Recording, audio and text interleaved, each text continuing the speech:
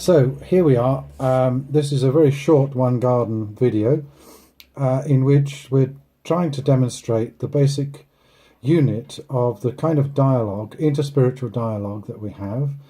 And we've chosen a small extract, poem-like, from Hindu teachings and one from Taoist teachings. And we're going to have a little bit of dialogue between us to see what kinds of oneness that there is indicated in the two short extracts. The whole purpose of One Garden is to explore the oneness that is behind all the traditions. So I think, Chris, you're going to read the Hindu extract. Thank you. Like two birds of golden plumage, inseparable companions, the individual self and the immortal self are perched on the branches of the same self-tree. The former tastes of the sweet and bitter fruits of the tree. The latter, tasting of neither, calmly observes. The individual self, deluded by forgetfulness of his identity with the divine self, bewildered by his ego, grieves and is sad. But when he recognizes the worshipful Lord as his own true self and beholds his glory, he grieves no more. Thank you. Marion, you're going to read just the first chapter of the Tao Te Ching for us. Thank you. That too that can That be Tao. told. Yeah, the Tao. Oh, sorry. The Tao that can be told is not the eternal Tao. The name that can be named is not the eternal name. The unnamable is the eternally real. Naming is the origin of all particular things. Free from desire, you realize the mystery. Caught in desire, you see only the manifestations. Yet mystery and manifestations arise from the same source. Okay, thank you. So, I mean, I wonder whether they talk to any of us as individual pieces, or whether we can start to see connections between the two from the two different traditions. Shall I read the second one again, and then Marion can perhaps read the Hindu one again. The Taoist teachings. The first chapter of the Tao Te Ching says, the Tao that can be told is not the eternal Tao. The name that can be named is not the eternal name. The unnamable is the eternally real. Naming is the origin of all particular things. Free from desire, you realize the mystery. Caught in desire, you see only the manifestations. Yet mystery and manifestations arise from the same source. Now, would you read the Hindu one again? Like two birds of golden plumage, inseparable companions, the individual self and the immortal self are perched on the branches of the self-same tree. The former tastes of the sweet and bitter fruits of the tree. The latter, tasting of neither, calmly observes. The individual self, deluded by forgetfulness of his identity with the divine self, bewildered by his ego, grieves and is sad. But when he recognizes the worshipful Lord as his own true self and beholds his glory, he grieves no more. Thanks. So what's this true self and what's the other self? How might a modern psychologist explain that, for example? Well, I think both are saying that you have to rid yourself of ego before you can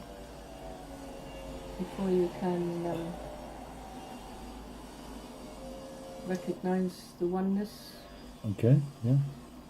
Yes, it seems that there's a part of us that is before us, that we can see, that we can name, but often these are the things that we concentrate on, and the unnamed part of us is the part that we're ignoring, that somehow we've got to get in touch with. We've got to know it's there.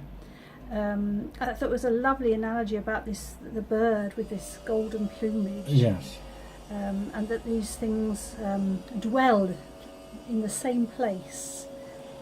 And that place would be, do you think, what? Mystery.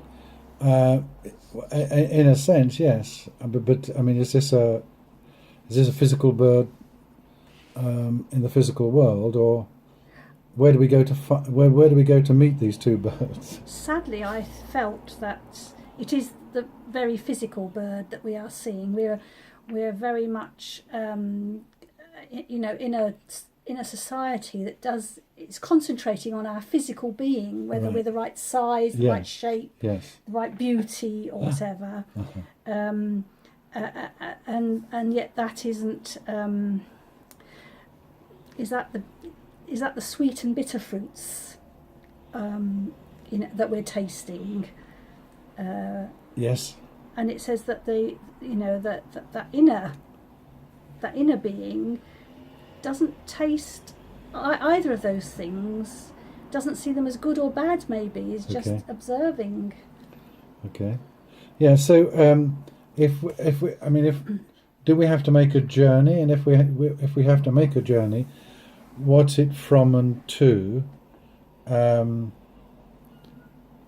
still wondering where someone who's not familiar with spiritual teachings, where do they have to do they have to go and visit India, or where do they have to go in order to get in touch with, well, let's say the divine self? Do they have to make a journey in the physical world, or what kind of journey do they have to make? I think we have to forget all the labels that we put on things. Mm-hmm. Perhaps we have to see that we have delusions. Yeah. Those delusions could be passions, for instance, that Yeah. maybe interpose. Yeah. And here it's saying that in some way we recognise the worshipful Lord as our own true self. Okay. And the worshipful Lord is another way of saying God.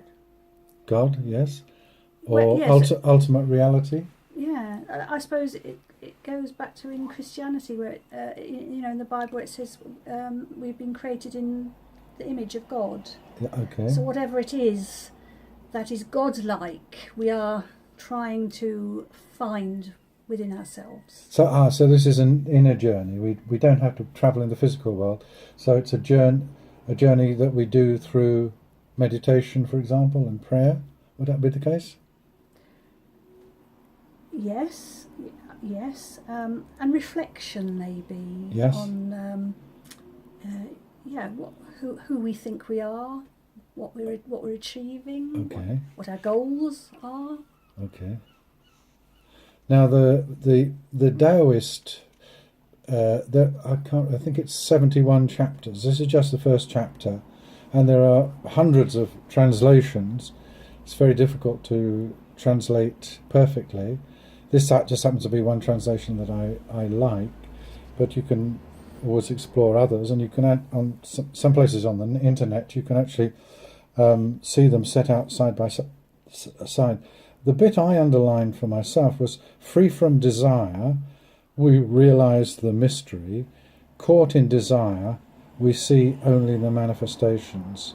So I'm just wondering what the import of desire is in that sentence. Two sentences. Free from desire, we realise the mystery.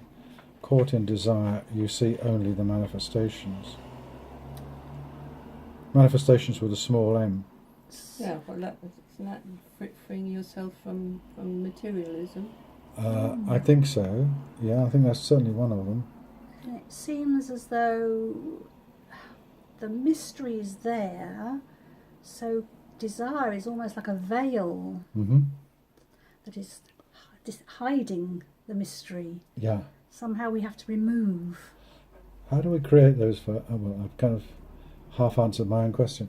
Do we create the seven veils, or however many there are, and what might those veils be? And what are they veiling from? Who is veiled from what? And who creates the veils? Does the devil do it? That's an awful lot of questions. The latest Prime Minister, perhaps? Yeah, I mean, I suppose they're many and varied, aren't they? Depending on each individual. What about one of them? Who can articulate one of them? Lust for ice cream, for example. No, I'm just joking. We've just been eating ice cream. Yeah, so... I mean, I suppose you could be... It could be something that seems quite innocuous, like you have a desire to go forward in your career. Yes. But actually, you are chasing after things that are probably not going to make you any happier. Okay. So some of those things could become veils between us and, as it says in the Hindu one, recognizing our true self. The worshipful Lord is our true self. And I think some people would say that was God within. The kingdom of heaven is within. And some traditions say that the heart is the one thing in the whole of creation that God reserves for himself. So our journey is from, insofar as there is a journey, and I think that you can take 40 years on it or never even get there, but it can also be in the twinkling of an eye that the penny drops as to what you've just said, really sorting out what's really important from stuff that isn't so important. Where it says about you see only the manifestations, yes. That's if you're caught in desire. Yes. Would that be the things in society that we see that are so jarring, like, for instance, extremes of wealth and poverty? Yes. That's a manifestation of desires that have gone wrong and manifest themselves in these kind of ways. Yes. Yes. And I suppose, to some extent, that some of us might beat ourselves up too much. In that, as we get overwhelmed by so much compassion that maybe, as a kind of self-protection, if we're going to be an agent for good, we have to remain in good shape in order to be effective. But the manifestations presumably can be seen as good and desirable, or as painful and regrettable. Yes, I mean, there must be manifestations from freeing oneself from desire, surely justice and trustworthiness and all these virtues would be manifestations of being free from desire. Yes. Marion, would you... we're going to add one more here then. At the top it says from Buddhist teachings. Marion, can you read that for us?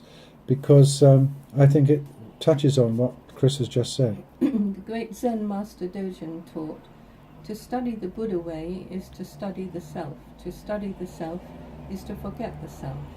And to forget the self is to be enlightened by the 10,000 things.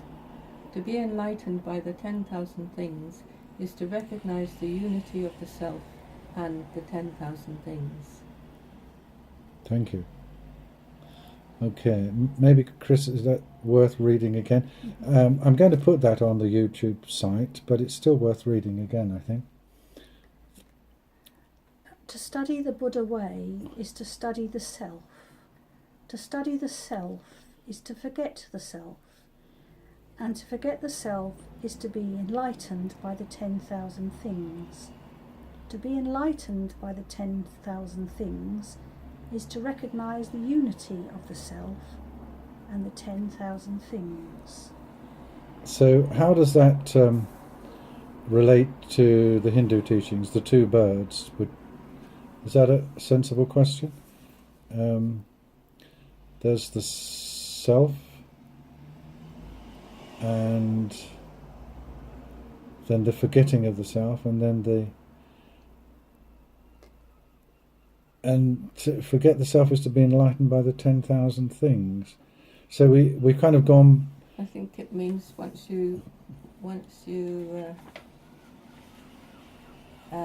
abandon the ego, then you realise that God is in everything.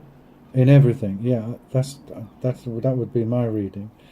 Yeah, so that once you've, in a sense, once the penny's dropped about the difference between the two birds, for example, then every flower and every child and every good act, every phenomenon, everything in the phenomenal world becomes a gateway or a portal to travel to God, as it were. All things are an expression of the oneness behind their particularity. Good. Okay, so if we just, I'll come back to you, because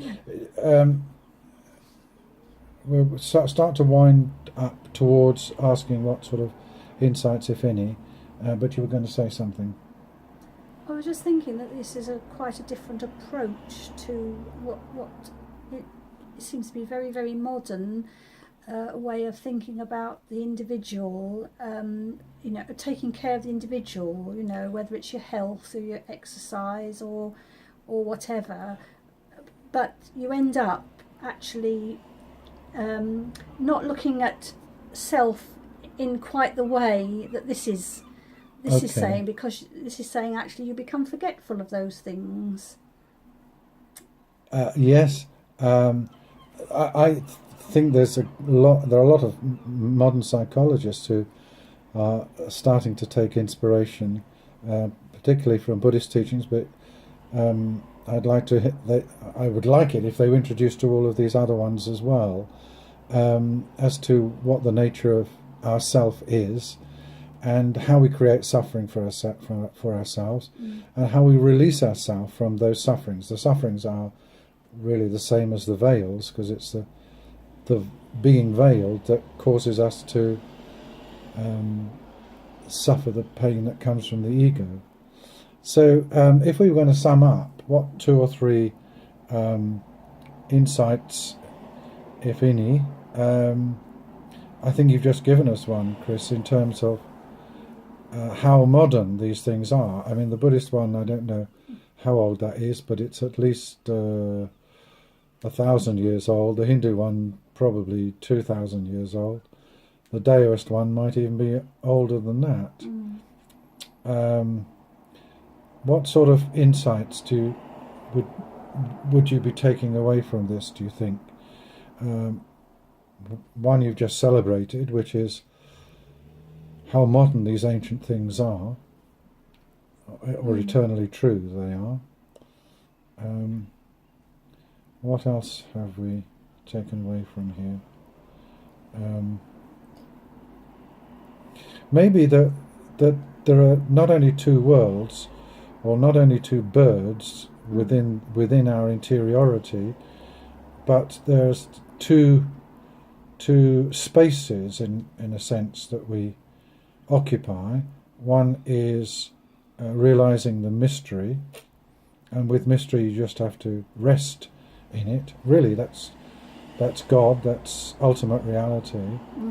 But when we are caught in desire, we see manifestations, and some of those develop the 7 veils in us: greed and lust and all the other things, and of course we generate pain for ourselves there. That would be another one for me. But any other insights that we would like to take away from here? Well, they all basically say the same thing, don't they? Go on. Well, that's the common denominator of... How would you see the common denominator? They all encourage you to forget the self so that you may see the oneness of God. Okay, that's beautifully summed up. And would you like to finish off for us, Chris, by just reading the poem again? Because I think that's a wonderful short description of a mystical experience in which the self is forgotten. The birds have vanished from the sky, and now the last clouds slip away. We sit alone, the mountain and I, until only the mountain remains. Thank you, Chris. Thank you, Marion. And that's all from One Garden for today.